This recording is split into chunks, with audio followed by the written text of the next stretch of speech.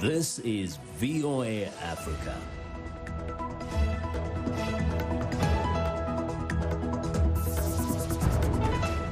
Hello, I'm Esther Githui-Ewart. It's Tuesday, September 22nd. This is Africa 54. Due to the global outbreak of COVID-19, Voice of America is taking every necessary precaution to safeguard its employees. So our broadcast will look a little different today and in the near future as we, out of an abundance of caution, reduce our staffing at VOA headquarters here in Washington. We're working to help keep you informed about what's going on, and we appreciate you staying with us on Africa 54. The main challenger to Ivory Coast President Alassane Ouattara has called for protests to stop him seeking a third term, described as unconstitutional by his opponents. Neka Chile reports. Ivory Coast opposition has called for protests to thwart President Alassane Ouattara from seeking a third term. Next month's election is seen as the biggest test of stability in a decade for the West African nation. Now, 3 days after former Prime Minister Guillaume Soro called for Ouattara to be stopped by any legal means, the main challenger to the incumbent president in next month's poll has also gotten in on the act. On Sunday, Harry Konan Bidi reiterated the opposition view that it is unconstitutional for Ouattara to seek a third term. Our response in the face of this abuse of authority can only be one irrepressible and irreversible statement. Civil disobedience. Ouattara says a change in the constitution means that his two-term limit has been reset. He announced his intention to run last month following the sudden death of his hand-picked successor. At least a dozen people have been killed in anti-Ouattara protests since that announcement, raising memories of a disputed election in 2010 that led to the brief civil war and the deaths of around 3,000 people. Reuters Neka Chile with that report. Organizations such as the World Bank, IMF, and the Jack Ma Foundation have contributed aid worth more than $2 billion to aid Kenya's fight against COVID-19. But much of the money donated, medical supplies have gone missing, prompting President Uhuru Kenyatta to order an investigation into who might have taken it all. Lenny Ruvaga reports from Nairobi. A government watchdog group is accusing officials in the Kenya Medical Supplies Agency of embezzling some $2 billion in aid meant to help Kenya combat COVID-19. These are some of the PPE kits she supplied. Dr. Godwin's Agutu, CEO of the Network Action Against Corruption, an organization sanctioned by the government to promote fiscal accountability, raised the accusations against KEMSA, a government agency mandated to supply medical equipment and medicine to the Ministry of Health. The network says officials in KEMSA ran two schemes. In one, the organization paid for personal protective equipment, or PPEs, that was actually donated by the Jack Ma Foundation. The money then went to phony companies controlled by the KEMSA officials. In the other scheme, KEMSA officials contracted with fictitious shell companies to supply protective equipment. No equipment was supplied, but the companies got paid anyway. Speaking to VOA, Dr. Agutu said the officials also planned to resell PPEs on the black market. The PPE kits consist of a number of items. But you realize even these particular people, what they used to do, the PPE kits which they stole from Jack Ma's donation, they would break it down. So they have the coveralls separately, they have the boots separately, they have the supplied separately. So you can imagine how much were they intending to make out of that? Kenya's President Kenyatta has ordered a forensic audit into the use of both state and donor funds meant to be used to combat COVID-19. No persons found to be prima facie culpable as a result of those ongoing investigations should be brought to book. International bodies like the International Monetary Fund and the World Bank have channeled about $2 billion in funds to help the country fight COVID. Both organizations have called for transparency in how the money is being used. A civil society group says mismanagement of the money and protective gear is affecting Kenya's COVID preparedness and response. As a country, we'll have to deal with paying the public debt. We'll have to deal with the impact on service delivery. We've seen that even as we speak now, the level of preparedness for COVID is still not there yet. The isolation units that were meant to be put up, we've seen are not ready. We've seen doctors complaining about lack of PPEs. So it would seem that we got these resources, but we have not used them for the right reason, and yet we will continuously pay for them. According to the Kenyan Medical Practitioners and Dentists Union, the shortage of protective supplies coupled with the low quality of those made available is having far-reaching effects. The doctors and the workers working in the outpatient department should be given N95 each and every day they see patients. Due to lack of enough and quality PPEs has led to more than almost 1,000 healthcare workers being infected with the coronavirus. The country's Senate and investigative agencies have been tasked with unraveling the allegations of funds misappropriation. Meanwhile, Kenya's health ministry has recorded more than 36,000 confirmed cases of COVID-19. Lenny Ruvaga for VOA News, Nairobi, Kenya. The COVID-19 outbreak underscores the high risk countries face if populations are unable to access available services, as well as the need for stronger health systems.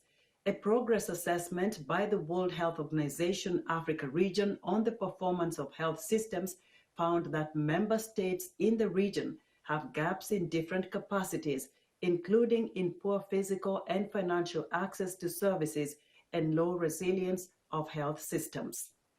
In our health report, a Nigerian company aims to help improve healthcare services and delivery systems in the country and beyond. Flying Doctors Nigeria Limited is a medical emergency service that specializes in air ambulance and remote site medical solutions, among other things. Africa 54 health correspondent Linord Moudou spoke with Dr. Ola Brown, founder of Flying Doctors Nigeria, about the company's mission and the impact of COVID-19. So we started as an air ambulance service, but even before we did our first air ambulance flights, we had already opened 2 clinics in different areas of Nigeria. And now we're sort of an integrated healthcare company with our own clinics, with investments in diagnostic centers, with investments in retail pharmacy, with investments in drug manufacturing, in biotechnology, in telemedicine. So we've gone from doing, just one area of healthcare to operating across the entire healthcare value chain. And of course, our mission has changed as well into a more integrative approach to healthcare in Africa, looking to provide healthcare to some of the, underserved populations across the continent, and making sure ultimately that every African can have access to healthcare that is affordable, that is accessible, and is acceptable, regardless of their socioeconomic status. What kind of role has your ambulance air service playing, whether it's with COVID-19 or just in general? I know you explained a little bit how you have integrated the approach in your service delivery. So in terms of our operational company as a Flying Doctors Investment Company, we've been around the country. We set up 8 different testing centers in 8 different states. Some of the busiest testing centers in the country, and we've been actively involved in testing. We've also been involved in setting up the YPO Isolation Center with my business group, Young Presidents Organization here in Lagos, one of the busy centers in Lagos. And then we set up one in another state called River State as well. So we've done 2 isolation centers now. We've been delivering equipment through our logistics investment across the country, including delivering oxygen. We developed a booth for testing, a non-contact booth. So even across our 8 states, with the capability of doing 200 tests per day on each booth, none of the sample takers has contracted COVID-19 because obviously we designed the booths to make sure that there's a barrier in between the tester and the patient. There's an important role for advocacy. There's an important role for continuous education. There's an important role for people continuing to be vigilant, and organizations like ours are also at the forefront of advocacy. But I think that we do need this continuous education and advocacy more than ever, so people have it at the top of their minds that COVID is real. What do you see are some of the lessons learned from this COVID-19 pandemic? I think the biggest lesson learned, and I think that this is a global lesson, is that a healthcare problem anywhere is a healthcare problem everywhere. And I think that we'll be seeing a lot more investment on the continent in Africa because, I think the world has realized that we're only as safe as our weakest link. And a problem in Nigeria, a problem in Congo, a problem in Sudan can become a global problem really, really quickly. So strengthening global healthcare systems is perhaps something that we never thought about, and definitely in America, in Europe, I think it wasn't seen as their problem, a weak healthcare infrastructure in Africa, but I think more and more people are realizing the importance of having very strong global healthcare infrastructure. So I think that that's probably the first lesson learned. I think also the role of prevention, I think is really important. So the role of public health. Our healthcare systems have typically been geared towards treating patients once they're ill, but not necessarily as much money has gone into preventing outbreaks and preventing illness in the first place. And I think that this has shone the spotlight on preventative care. I think also the way that we spend our time has changed. I think we've all been through this traumatic period together as a global community, and I think that we've come out a lot stronger because of it, a lot more contemplative, a lot more introspective, and with a lot more perspective on family, on friends, on relationships. Tribute to Ruth Bader Ginsburg lined the perimeter of the U.S. Supreme Court as Americans pay their respects to the late Supreme Court Justice. VOA Steve Radish reports. And through that work, she did more than making things a little bit better. Candles, flowers, and handcrafted signs surround the United States Supreme Court in memory of Justice Ruth Bader Ginsburg, who died Friday. It just kind of crushed me. While Ginsburg's health had been deteriorating for the past several years, her death stunned many Americans, including President Donald Trump. She led an amazing life.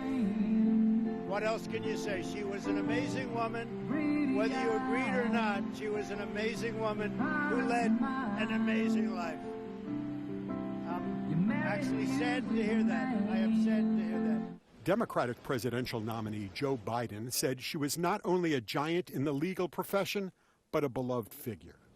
She practiced the highest American ideals as a justice, equality and justice under the law. And Ruth Bader Ginsburg stood for all of us. I don't know a woman who's not going to be affected by this. I don't know a single one. Ginsburg's advocacy for women's rights propelled her beyond legal stardom and into American pop culture. People started calling her the Notorious RBG, a reference to the famed rap artist Notorious B.I.G. Her status as a cultural icon grew when it was discovered the octogenarian worked out at the gym religiously, something that continued through the coronavirus pandemic. Tributes to Ginsburg plastered the Brooklyn, New York neighborhood in which she grew up. William Brennison owns Ginsburg's childhood home. We've been here 47 years, and we still hear her name during the course of our year. So she's not really forgotten. Right. It was not lost on American Jews that Ginsburg died on the eve of Rosh Hashanah, the Jewish New Year. But it was her fierce defense of women's rights that defines how she is being remembered. Well, she stood up for women. She was not easily swayed, and she just had people's best interests at heart. Viewed the world differently to a lot of men.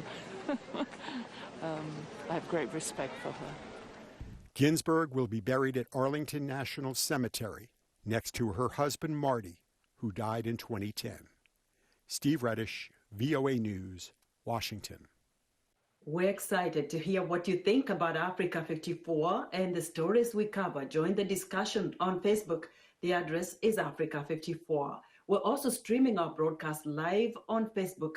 Please watch and share our show with your friends. Also check out our headlines 24/7 on voaafrica.com. Still to come, the United Nations hits a milestone amid many world challenges. We'll be right back.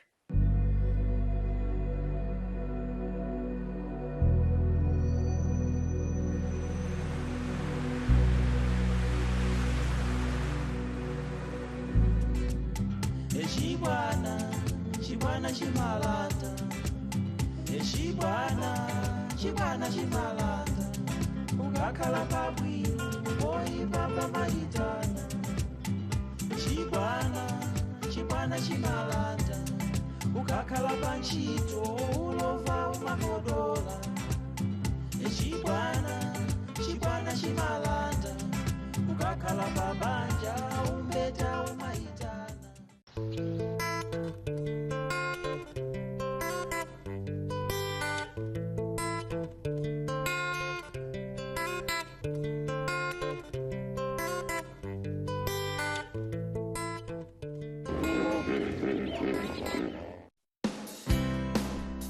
Health, wellness, sport, beauty, medical breakthroughs.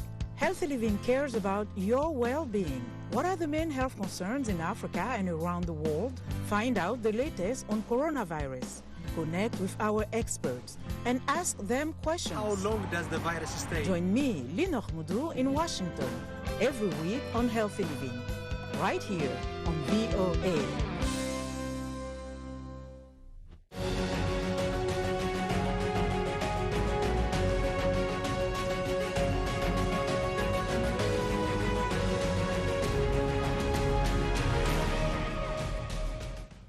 Welcome back to Africa 54. The death of Supreme Court Justice Ruth Bader Ginsburg has placed the political battle over her replacement at the center of the U.S. presidential election that is 6 weeks away. VOA's Brand Padden reports that President Donald Trump's determination to quickly fill the vacancy and Democratic candidate Joe Biden's call to let the winner of the presidential contest put forth a nominee are reminding voters of the hot-button issues from healthcare to abortion rights that the court may soon decide. On Sunday in Pennsylvania, Democratic presidential nominee Joe Biden urged the Senate to let the victor of the November 3rd election put forth a nominee to replace liberal icon Ruth Bader Ginsburg, who died last Friday. The voters should make it clear on this issue, as so many others, the power in this nation resides with them, the American people, the voters. Meanwhile, President Donald Trump on Monday reiterated he will nominate a woman for the high court this week, a move that could appeal to both suburban female voters and his conservative anti-abortion base. I'm just doing my constitutional obligation. I have an obligation to do this. If Trump succeeds, the resulting 6-3 conservative Supreme Court majority would far outlive his presidential administration, whether he is reelected or not. They can be impacting the court and American politics and government for decades after a president has appointed them, has left the scene, and maybe slipped the surly bonds of earth. Democrats fear a conservative court will strike down federally mandated health care protections for patients with pre-existing conditions, put at risk abortion rights for women and marriage rights for gay people, and roll back labor and environmental protections. Trump has called on the Republican majority Senate to confirm his Supreme Court pick before the November election, but it could also do so during the lame duck session following the election, even if Biden wins. It is unclear what Democrats can do to delay the process. So far, only 2 Republican senators, Lisa Murkowski of Alaska and Susan Collins of Maine, who is in a tough re-election fight herself, have publicly objected to filling the vacancy so close to the election. A total of 4 Republicans would have to join Democrats for a Trump nominee to be rejected by the Senate. With Biden ahead in most polls, it is also unclear how the sudden focus on the Supreme Court will affect the presidential contest and key Senate races as Americans weigh options for voting during a pandemic. Brian Padden, VOA News, Washington. U.S. President Donald Trump recently announced plans to promote patriotic education in U.S. schools, saying he wants to protect children from indoctrination by the radical left, which sees America as a racist nation. This latest move by Trump reflects the debate on racial justice that's heating up ahead of the November election, with both candidates holding starkly different views. White House correspondent Patsy Widakuswara has this story. According to U.S. President Donald Trump, the social unrest happening in America can be traced back to its classrooms. The left-wing rioting and mayhem are the direct result of decades of left-wing indoctrination in our schools. Responding to demands that history lessons include discussions of systemic racism and the nation's early reliance on slave labor, recently Trump said schools are indoctrinating students that America is a wicked and racist nation to make them ashamed of their own history, calling it a form of child abuse. By viewing every issue through the lens of race, they want to impose a new segregation, and we must not allow that to happen. While there are voluntary national guidelines for history education, school curricula are determined by states. Still, Trump wants school to restore what he called patriotic education. It's almost laughable that anyone could even think that one can teach patriotism. Rich Milner teaches racial justice in education at Vanderbilt University. He believes that school curricula must include honest discussions about the history of slavery and civil rights, as well as how racism affects American society today. We need to have curricular opportunities that tell the truth. And the truth of the matter is we have a lot of work to do in the fight to disrupt racism in this country. With continuing protests around the country, racial justice is a central issue in the November election. Trump has called the Black Lives Matter movement a symbol of hate and denies that systemic racism exists. Democratic presidential nominee Joe Biden has a starkly different view. The original sin of this country still stains our nation today, and sometimes we manage to overlook it. We just push forward with 1,000 other tasks in our daily life, but it's always there. To reinstate patriotism in American schools, Trump wants to create the 1776 Commission, referring to the year American colonies declared independence from Britain. He criticized lessons that incorporate the Pulitzer Prize-winning 1619 Project by the New York Times, which details the country's history from the year when the first enslaved Africans were brought to America and aims to reframe the country's history by placing the consequences of slavery at the center of the national narrative. Patsy Widakuswara, VOA News. The United Nations marked the 75th anniversary of its founding on Monday amid a global pandemic and other serious challenges that the UN Secretary General said highlight the urgency for stronger international cooperation. VOA UN correspondent Margaret Bishia has more.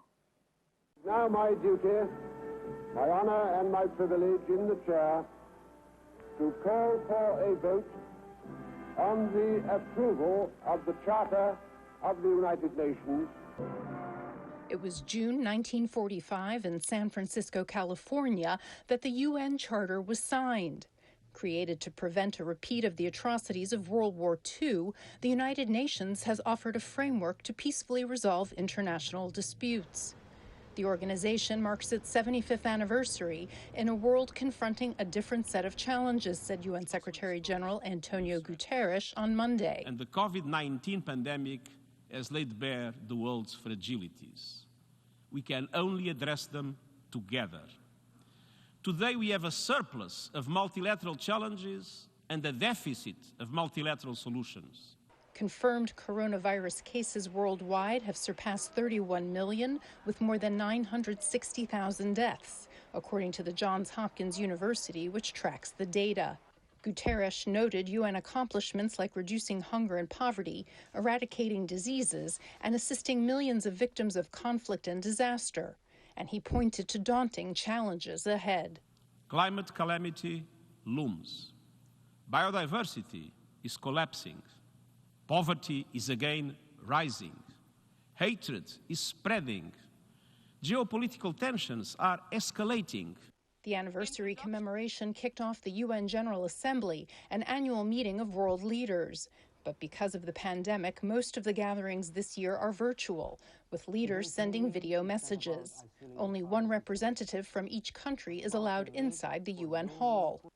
The United States is the UN's host country, with its headquarters in New York City, and the largest single funder of the UN's work. President Donald Trump has been a critic of the world body, with the U.S. cutting funding for the World Health Organization and other programs. The 75th anniversary of the UN is the right time to ask questions about the institution's strengths and weaknesses, review and learn from its failures, and celebrate its accomplishments. As the U.S. pulls back from the organization, China has sought to fill the vacuum. China will continue to be a true follower of multilateralism. It will stay actively engaged in reforming and developing the global governance system. It will firmly uphold the UN-centered international system, firmly uphold the international order underpinned by international law. But as the UN looks ahead, it will need the unity and political will of all of its 193 member states to successfully tackle the many problems the world faces. Margaret Bashir, VOA News, New York. And that's our show for today. Be sure to watch Africa 54 on our website at voaafrica.com. From all of us here in Washington, we thank you for watching.